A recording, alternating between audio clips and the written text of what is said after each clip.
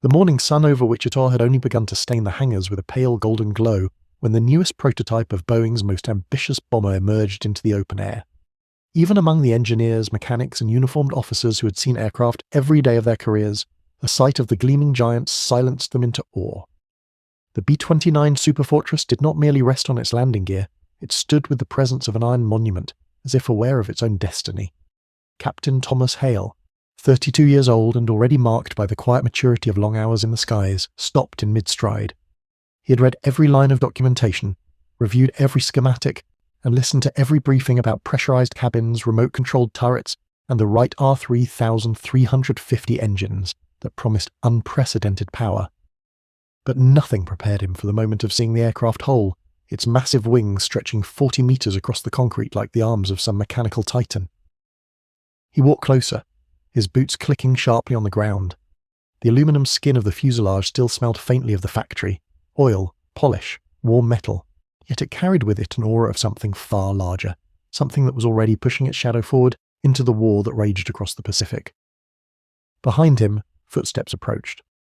"Quite the sight, isn't she?" a voice said. Hale turned to find Major Leonard Briggs, the man responsible for coordinating the test program. Briggs had the brusque manners of an officer who rarely smiled, but today even he couldn't suppress a spark of pride. "It's more than a plane," Hale replied quietly. "It looks like the future." Briggs nodded. "And if the future works as intended, this machine will reach Japan without being touched.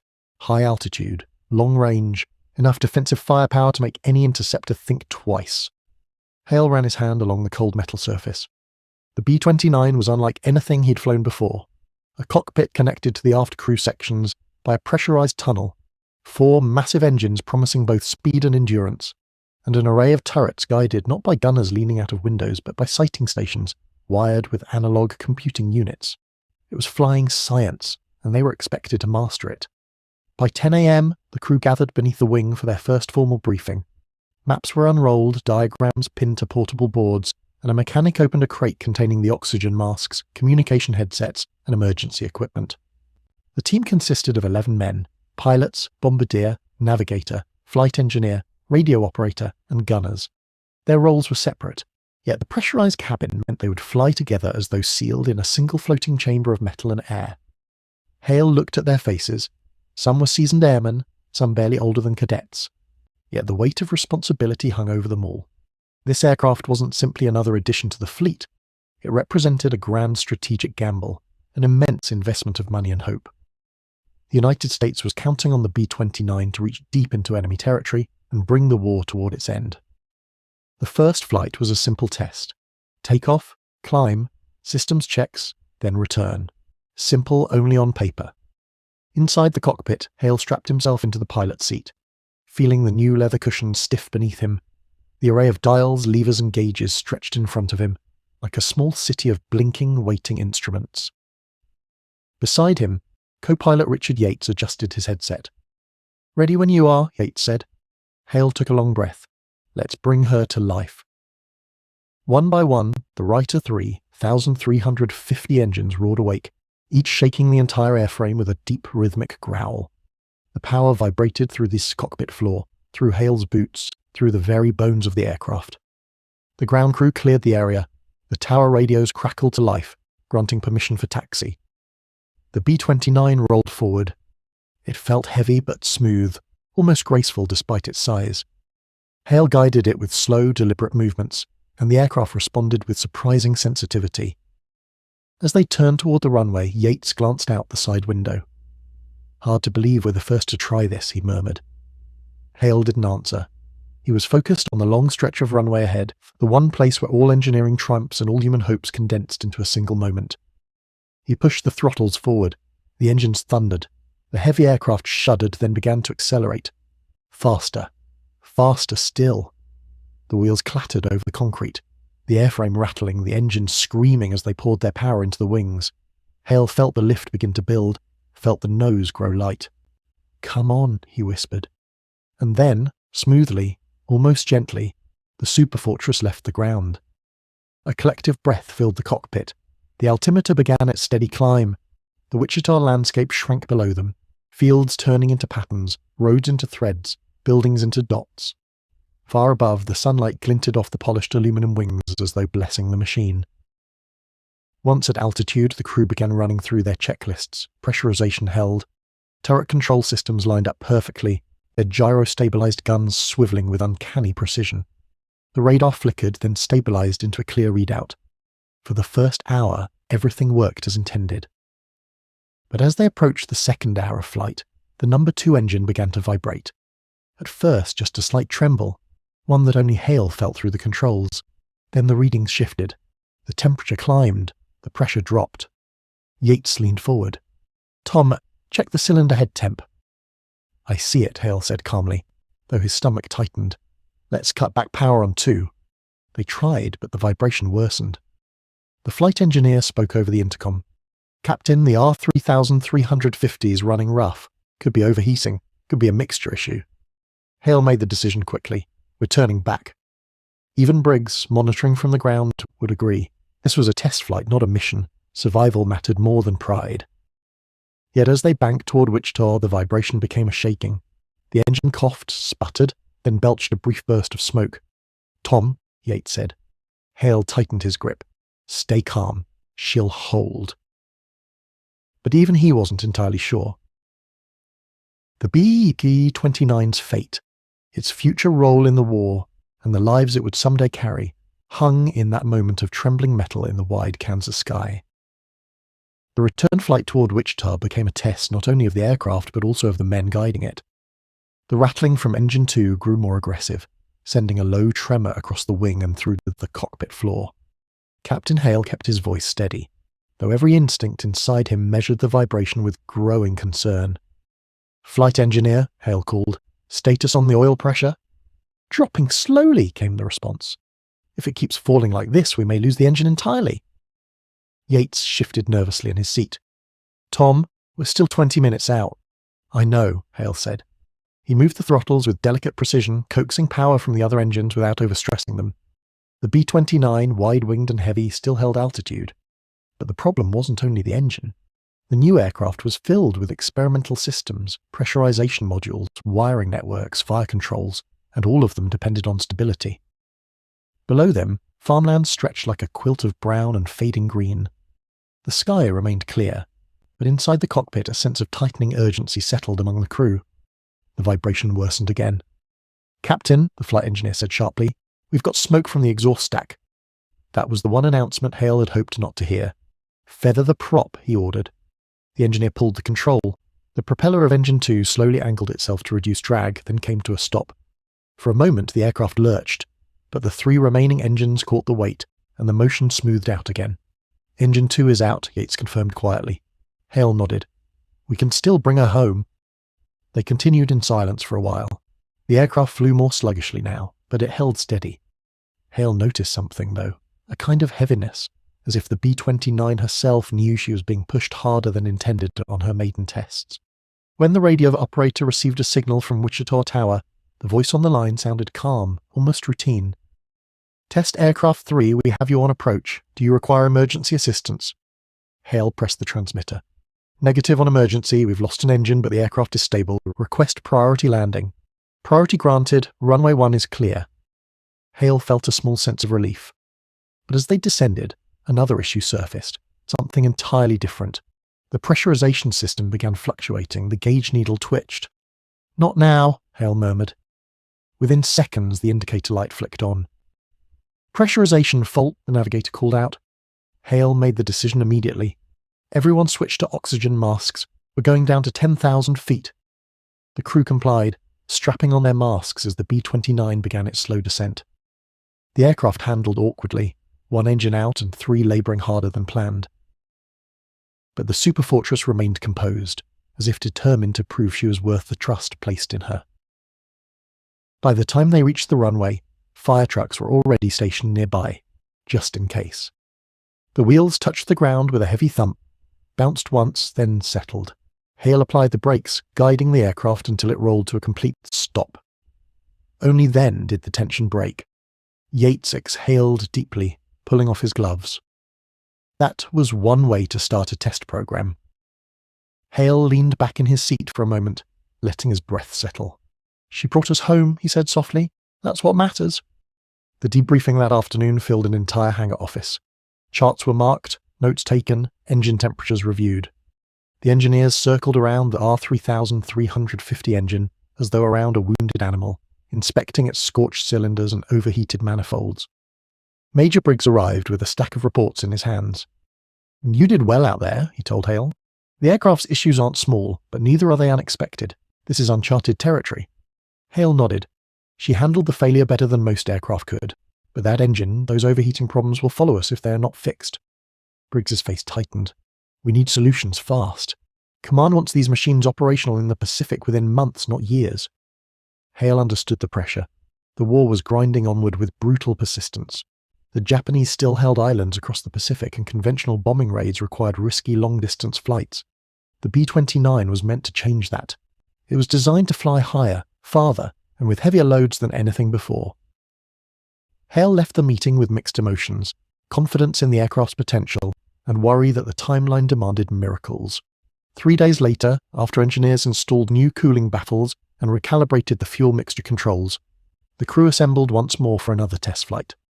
Hale walked toward the B-29 with a new sense of familiarity. The first flight had transformed the machine from an intimidating giant into something he felt connected to, something flawed yet full of promise. Yates approached him. "Think she'll behave this time?" "She'll try," Hale said, "and we'll make sure she gets the chance." The second takeoff was smoother. The engines hummed with more even power. The aircraft climbed more confidently into the morning sky. This time, they tested the remote-controlled turrets. The gunners sat inside their sealed stations, guiding the sights electronically. The guns swiveled with surprising smoothness, tracking imaginary targets across the horizon. "Feels like science fiction," one of the gunners said over the intercom. "I'm fighting the enemy from a chair with glass windows." The navigator ran radar tests. The bombardier practiced aligning targets with the new analog computer system. Every man had a role, and each system mattered. The success of future missions that might decide the war, depended on their mastery. For 2 hours, the flight remained calm. But on the third hour, the aircraft entered an unexpected pocket of turbulence. The B-29 shook hard. A loud metallic shudder echoed through the fuselage. "What was that?" Yates asked sharply.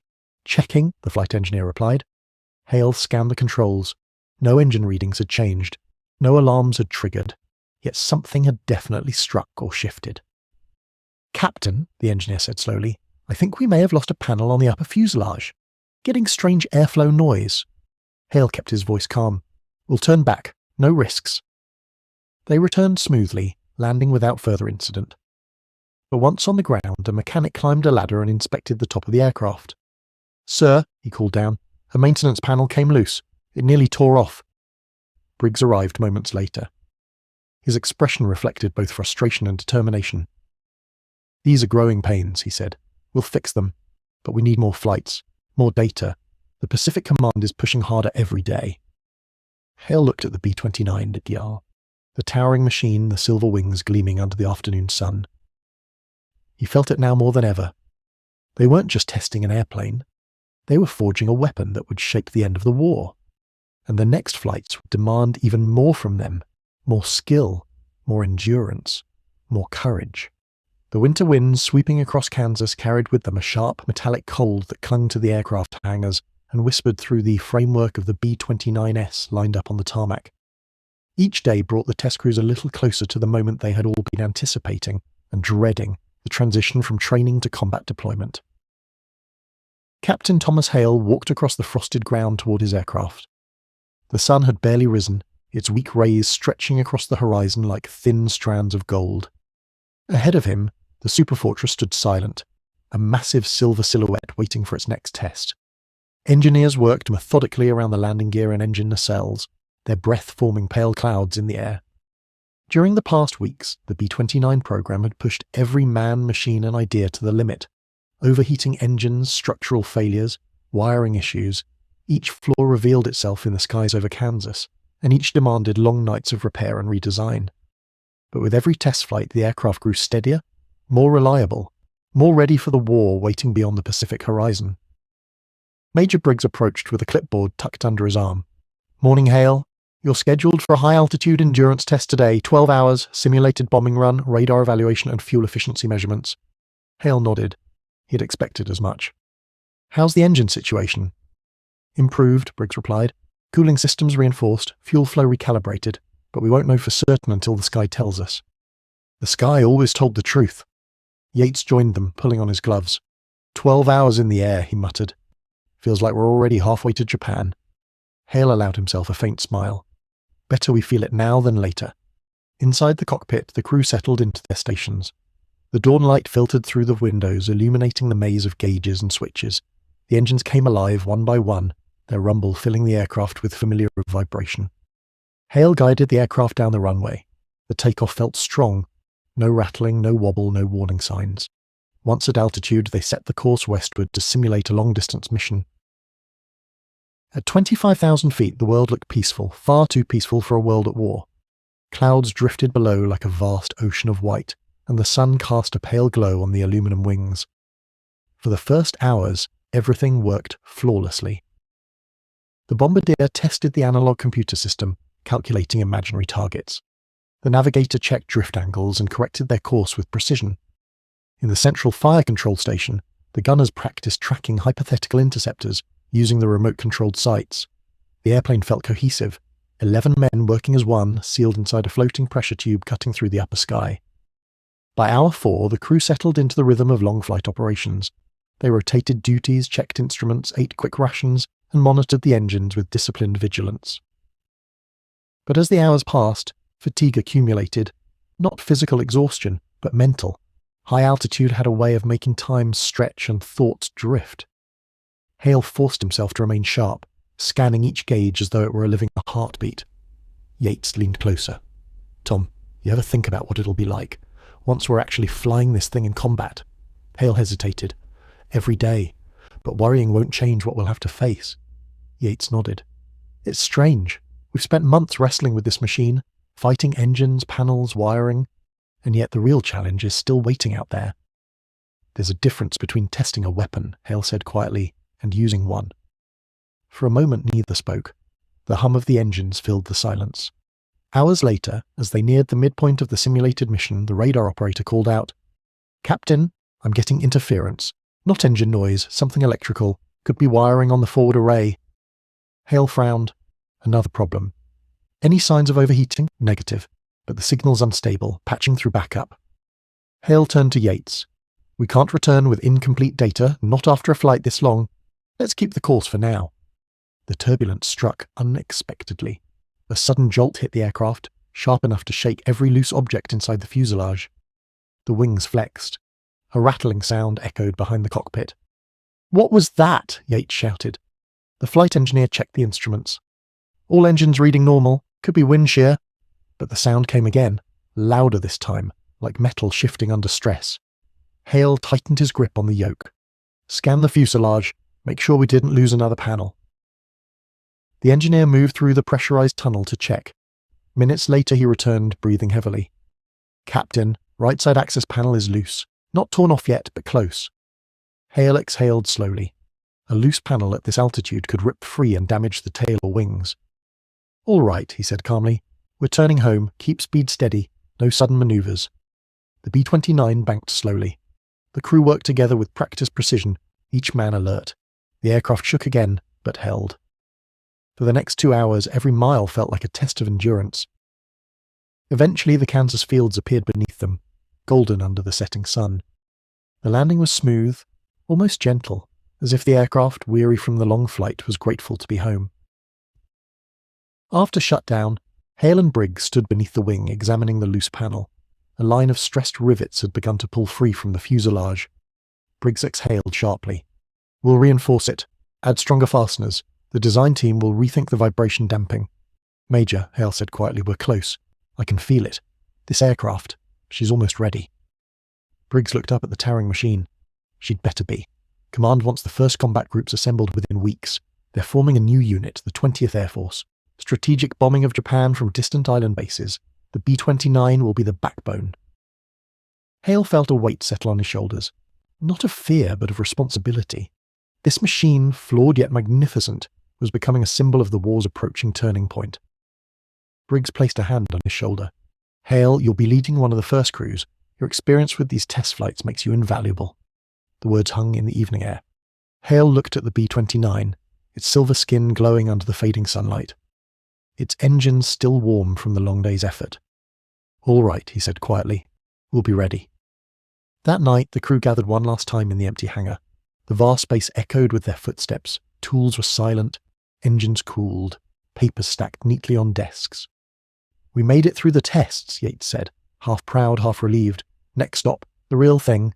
Hale looked at each of them, men he had come to trust with his life. "The Pacific won't be easy," he said, "but this aircraft, this crew, will face whatever comes." They stood together in the quiet hangar, 11 men and one machine at the edge of history. And far across the ocean, the war waited.